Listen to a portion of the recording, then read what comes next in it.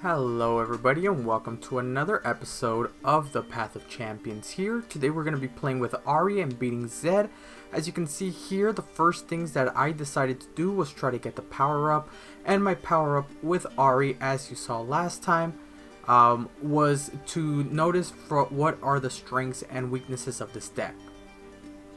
The many strengths here is the fact of a lot of value, so you're going to be recalling a lot and you're going to be keeping your Ahri on the field as much as possible, which is why I decided to get the grant the weakest unit a +1/+1. I imagine that as Ahri stays on the field and recalls all her other allies, she will slowly keep building her body so she can be a good blocker or just be able to attack, since she is elusive, be able to attack the Nexus directly for 1 or 2 more each turn. So this also lets me know that, if I use the droplet, for example, right here, I can attack, and then next turn it'll be a +2/+2. Now, the new thing with Ahri that I really liked that we leveled up from the last time was that if one of my people are recalled.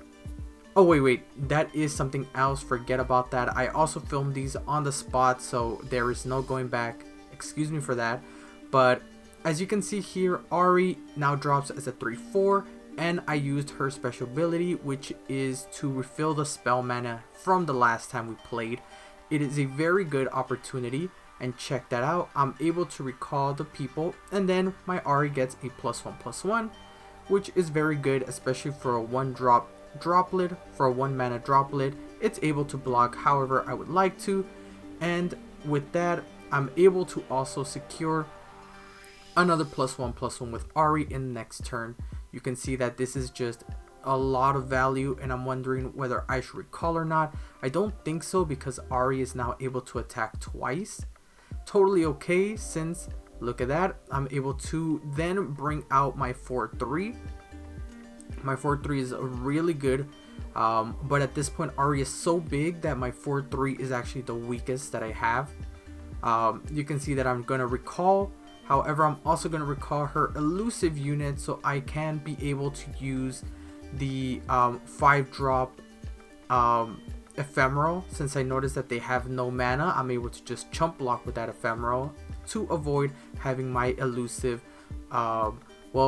lose a lot of its value. You can see that they're trying to blade dance, and that's totally okay, since I'm able to then drop another +2, have them be really sped up, and with my elusive I'm able to attack twice, bringing them down to 1 on their Nexus. And you can just see why I chose this +1/+1.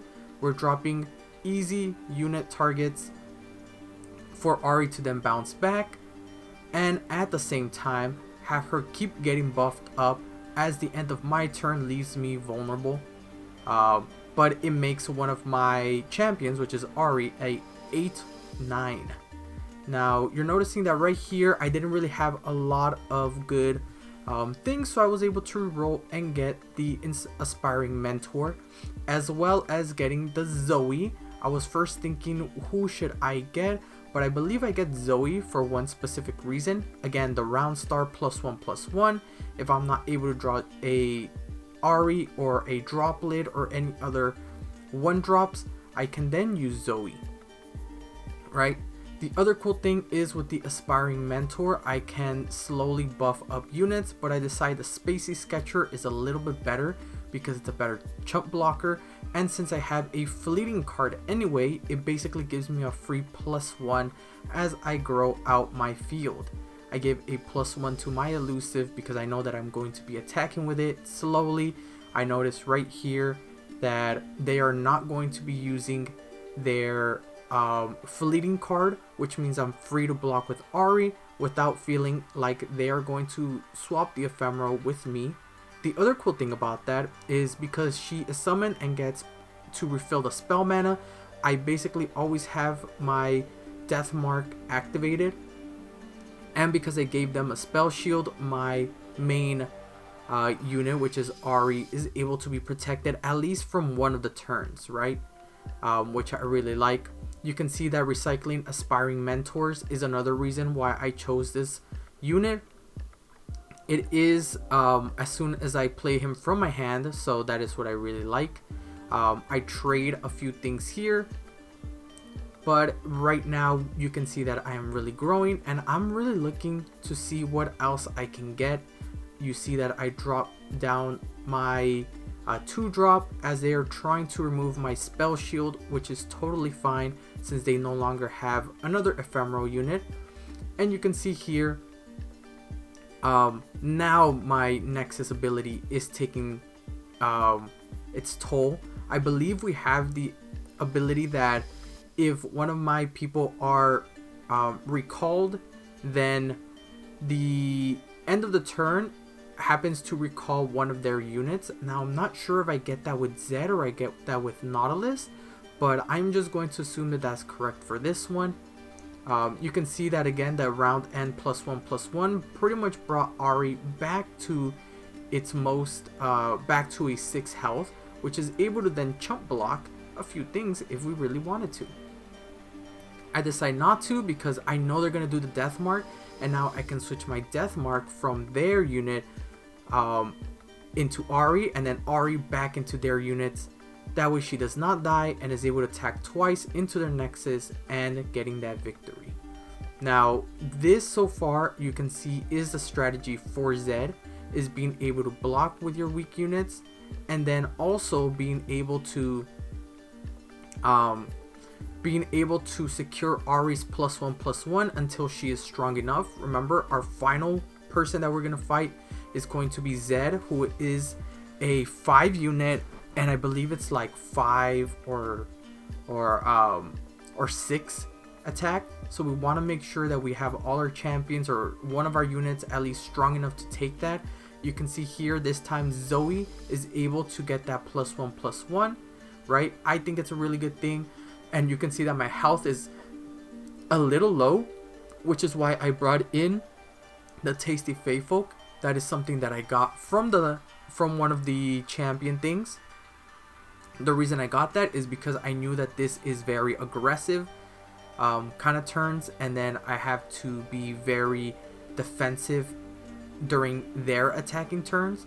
And so what I decided to do was be able to keep a lifesteal, use Zoe with her support to give it an extra +1/+1 for this turn, and be able to save her and get back my Nexus with the lifesteal. You can see right now the Tasty Fae Folk has brought back my thing from I believe I had 12 to now 25 in my Nexus. You see my Great Homecoming there, which has to summon that 5/2.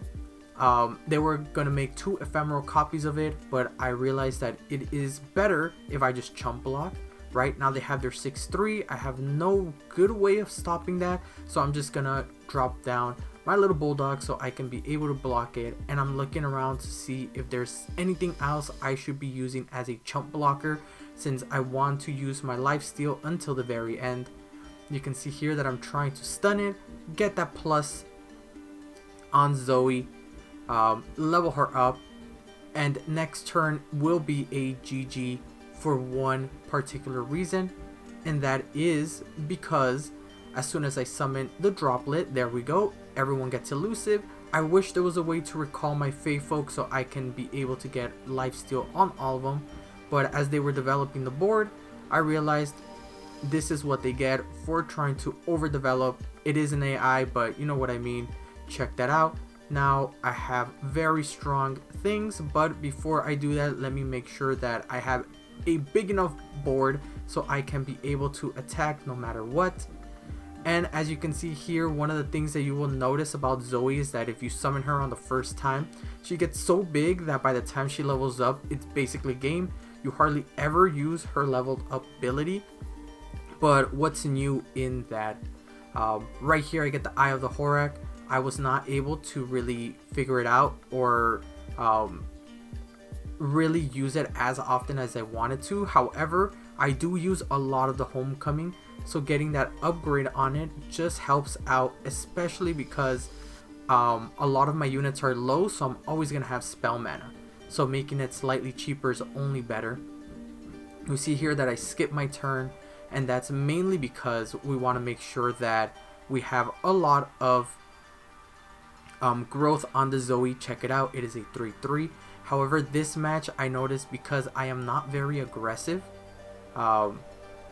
we need to make sure that we keep a strong board. This was actually one of the toughest matches in the game for me, or in the run, because of the idea that a lot of my units are naturally weak, but they're very useful, and so I don't really have chump blockers. I use the Eye of the Horak to save up space for me. I am trying to think about who I should discard, but so far Ahri has not been able to give me enough what would you say, enough value for me to be able to discard a lot of cards. You can see that I double stun them. Zoe is again unfortunately stunned once again. I'm trying to see if it's worth using Ahri's thing to be able to recall. However, I don't think I want to recall my +1, since I really want to start looking for more bodies, so which is why I get the 0 cost Serpent.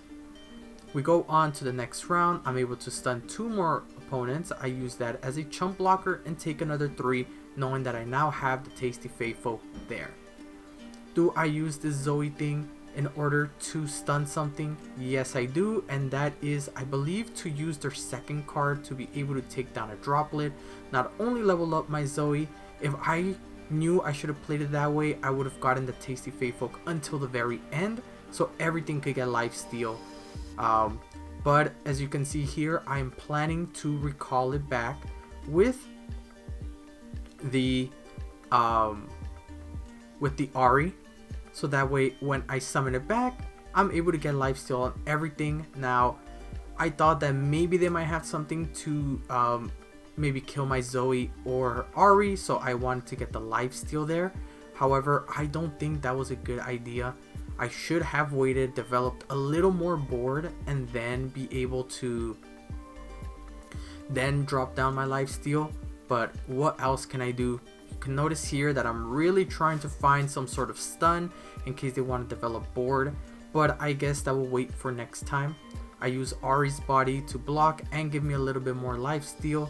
You can see that I'm just trying to make sure that they're all elusive. Perfect. Do I bring back the Faithfolk? I am trying to see. I don't want to recall right now, especially their big body, because I won't be able to they will be able to summon it again and then bring back my be able to restun my things. So you can see here my homecoming, instead of me actually trading my Serpent, I believe that I say it is better for me to use it as a chump blocker, be able to resummon my Faithfolk so I can have my lifesteal. And you can see here, what am I going to choose? I'm going to choose this for my spell shield to be able to, you know, maybe block an Ahri or a Zoe stun, since I already had the stun invoke from the last time. You can see again they summon another one which stuns 2 of my people. Now I have 3 of my people stunned, and I noticed that from here I can simply recall an ally to be able to add them on one more time. I was just trying to figure out what person I should be able to chump block with. Right, I take 6 damage, but then I recover 4 back with the lifesteal. I'm able to give a little bit more to Ahri. I give everyone a +1. They stun one of my lifesteals, but at this point it doesn't fully matter since I am able to cause a win. For some reason the AI stuns something else, and so I get back all my life back and be able to win the game. This was a very tough one, so I would suggest with Ahri trying not to go this route. The reason I chose this route was to use the card shop, and I was looking around. I believe I don't get anything. I believe I don't get anything there. Instead I use I get the shield vault, and then I'm able to actually cut the Pathless Ancient, since I realized that Zoe and Ahri are more of a value team anyway. I take that 2 damage in order for my Zoe to be a +2. I get back all my health mana. I'm able to use the Ahri support +1 to be able to get my Ahri to be a 4/5. I get the stun because I know Fiora is coming up, and I'm able to stun both of them right now in order so Fiora won't get the attack. I believe I try to use the Eye of the Horak first. Now, correct me if I'm wrong. Ooh, no, I'm able to then get something to reduce the cost, and I believe it's so I can then use Homecoming. I believe, yes, I dropped the chance of Homecoming so that way I can be able to then replay the Spacey Sketcher if I really wanted it to. And as you can see here, I get a Moon Silver? I do once again.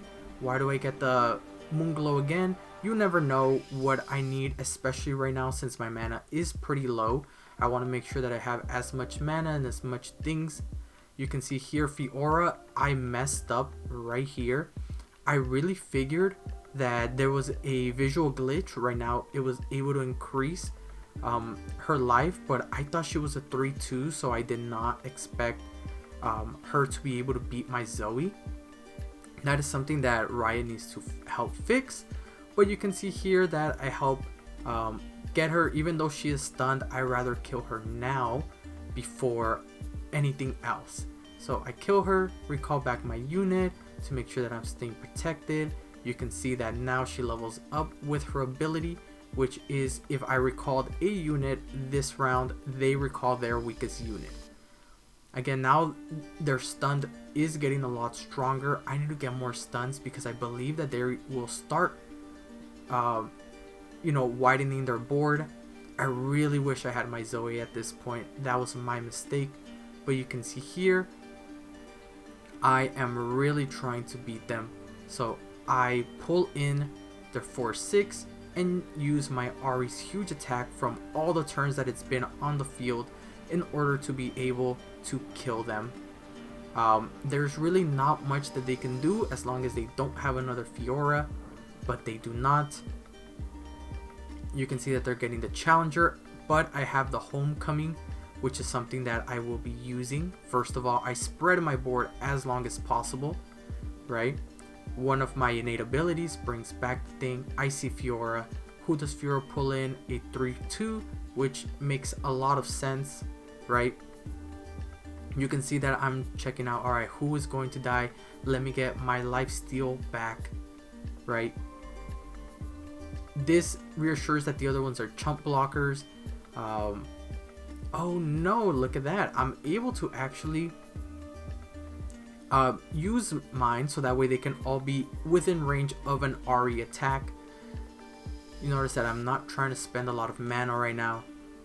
Is there something that I discard? Nothing.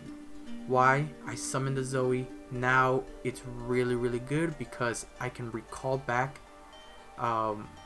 my Spacey Sketcher once I get another elusive on the board, and then I'm able to use the focus spell really quickly to be able to pull in the Fiora. I get that +9. You're seeing that whether I want to support with Zoe, yes I will be able to kill the Fiora, and then because I have an elusive there, she will be a 10/10 due to the support from Zoe. You see that I might as well use everyone to be able to survive. One of the things that I noticed, or that you should be doing with Ahri, is saving your elusive until the very end, since most of them won't be able to most decks won't be able to block the elusive. You're able to use that as a way to make sure Ahri always gets her final attack off without you having to block. And you see here that the dragon was able to beat my Zoe, but that's totally okay. At this point, I am just trying to make sure that my Ahri is as strong as possible, and I drew my 5-drop, which is perfect. The reason why I care about that is you can see here, I recall, I get an elusive, I'm able to pull in the dragon, go for game, and at the same time get 2 more elusives in my hand to drop them as chump blockers, right? You're noticing that I'm having a lot of problems, especially with Zed coming up. With ways to deal with them, I was just hardly able to deal with them with Fiora. So I decided to get the Blade Dance, the Defiant Dance, to be able to recall that Zed, if he does show up. I have different ways. I have Homecoming. Aggressively, I have Ahri's special. I can stun them with Eye of the Horak, and just a bunch of different other ways. You can see that, you know, that's one of the better things in this deck, is being able to recall. So not only do you get advantage from recalling your units, but you put them at a disadvantage because now they have to spend mana. You can also see that my Eye of the Horak now costs 3, which is good. I'm able to use that before Zed even drops, right? That's something that I'm really looking forward to. And getting that power that everyone has Challenger. Now, I think it's such a good thing because I'm able to pull in 2 people every time Ahri's there. And as you can see here, so far the Ahri is putting in the work. I'm able to constantly keep their board empty, summoning the Zoe to keep giving me spells, right? Supporting Ahri for an extra +1/+1. And because now they have Challenger, I'm able to choose who is going to block who, and getting my Zoe to slowly be a threat. You can see that they're building board. However, I might be using Homecoming now that I saw that the Witch is there. Should I recall my Ahri? That is my biggest thing. I don't think so. I think I'm gonna draw for one more, but here's a problem with Ahri. Not necessarily a huge problem. It's mostly a problem of value. I have too many cards in my hand. You can see that I'm just trying to empty out my hand, while at the same time making sure that I'm using unique cards so that Zoe can slowly level up. You can see that my Tasty Faithful is coming in handy a lot because our Nexus is slowly being healed, while I'm slowly using cards to level up Zoe. I realized that a lot of AI tries to go for Zoe as much as possible, which is something that I should have known. You can see that they're using Challenger, but I'm able to recall my Ahri because I want Zoe to level up. They were at 9 out of 10. Now all of them have Elusive Quick Attack and Challenger, which at this point, what can you do except win? You can see here that I even use Zoe support to give my Faithfolk an extra +1 in its lifesteal. We're having a great opportunity here. We bring back the Horak to now a 1 cost, which is really, really amazing. And at this point I was thinking, what is the best combination for my champion upgrade? And you can see that I get Zoe Barrier. The reason why is, as much as I can recall her, much like I did last time, she will keep dropping with a barrier, so even if they have an elusive, they won't be able to do much.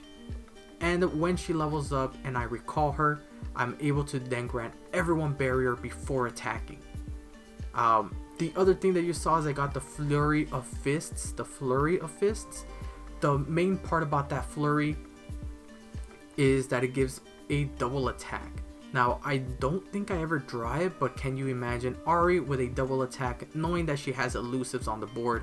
She will be dealing maybe roughly about 8 damage each time she attacks. So with maybe 2 or 3 elusives on the field, which is not too hard to get when you have one cost droplings, your champion is Zoe, right?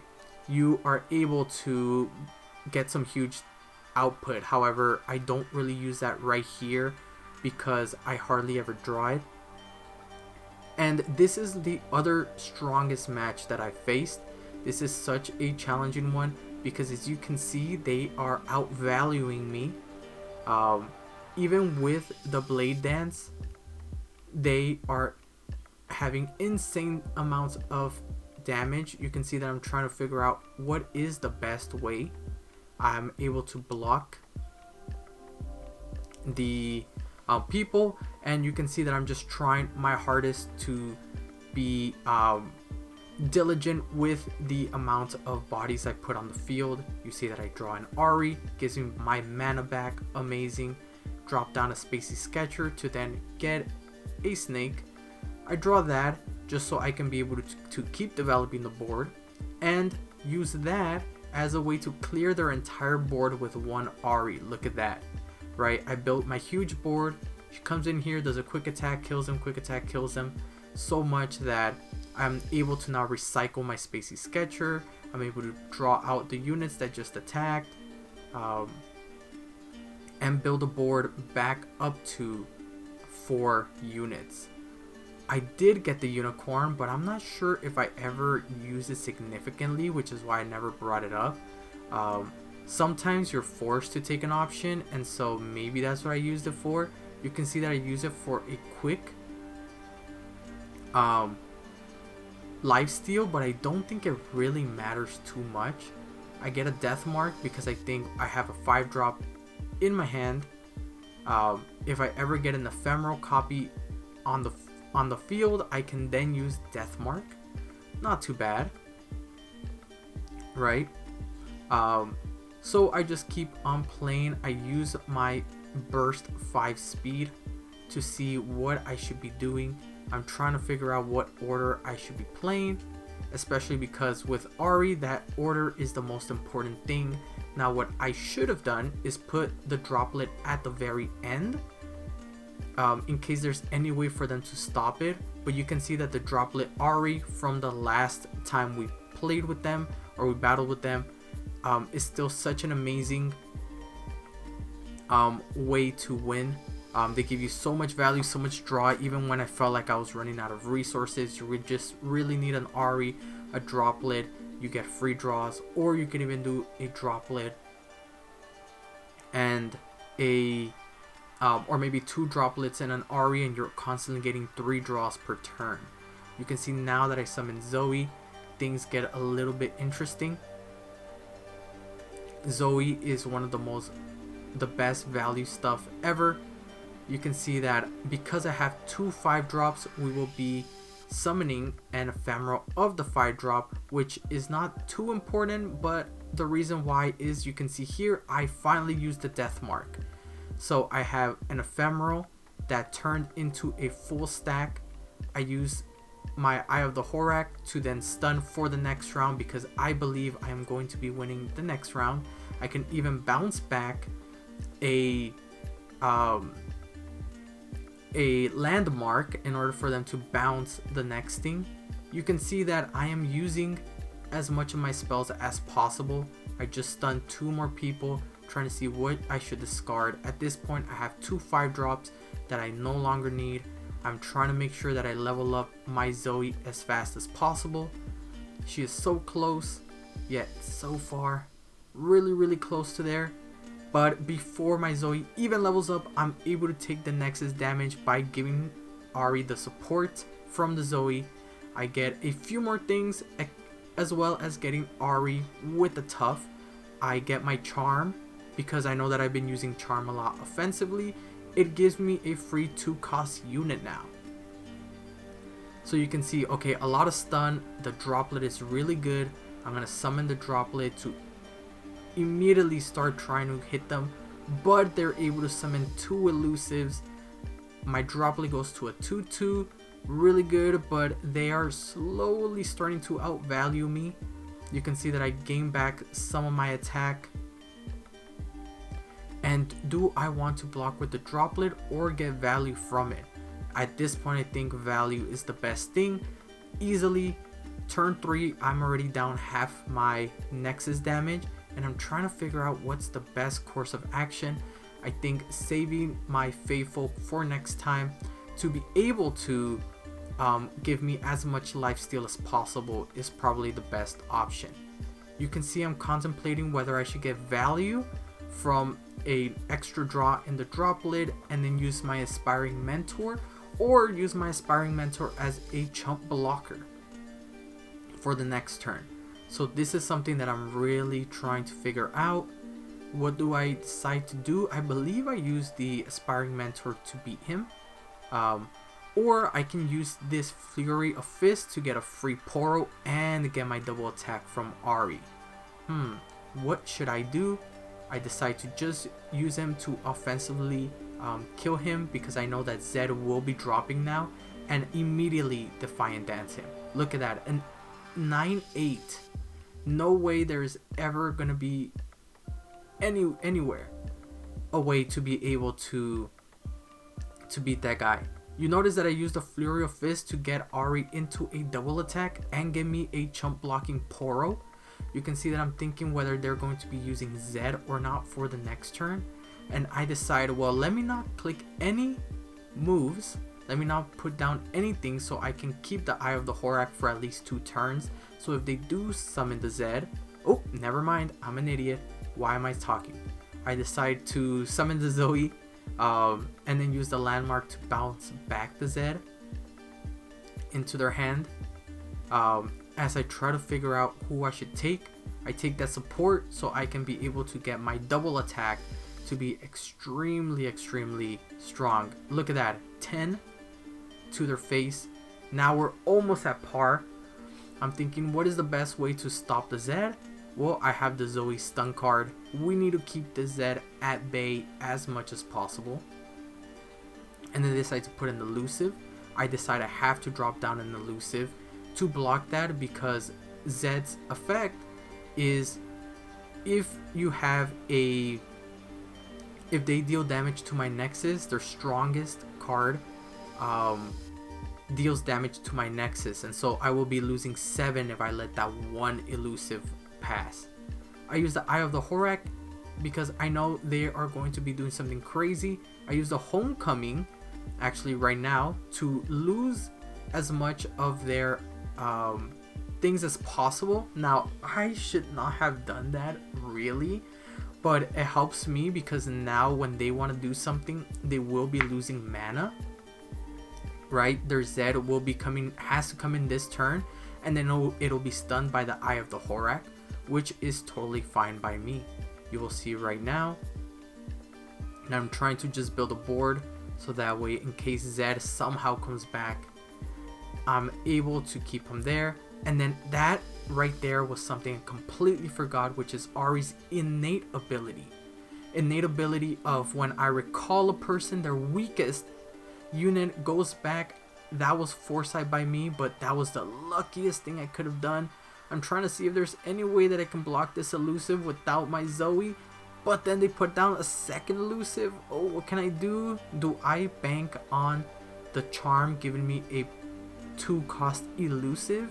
Is that the best option? I'm so close to leveling her up as well. So what should I do? I decide, you know what? I can recall something, get back at least the unit to block somehow. There's not much I can do, but they decide not to attack. Now I have no idea why that is.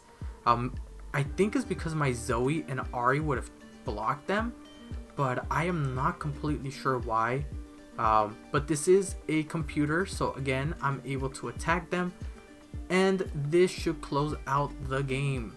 Due to my double attack with Ahri, I said that I wasn't going to use it. Turns out I used it at the very end. I really just used it because it gave me an extra Poro, but having a double attack really sped things up, especially when I had to stun Zed for so many turns.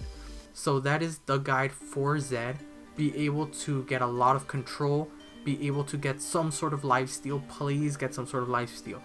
Refuge, that one goat that gives you the lifesteal, anything at all, please try to do so. But that is it for this Path of Champions.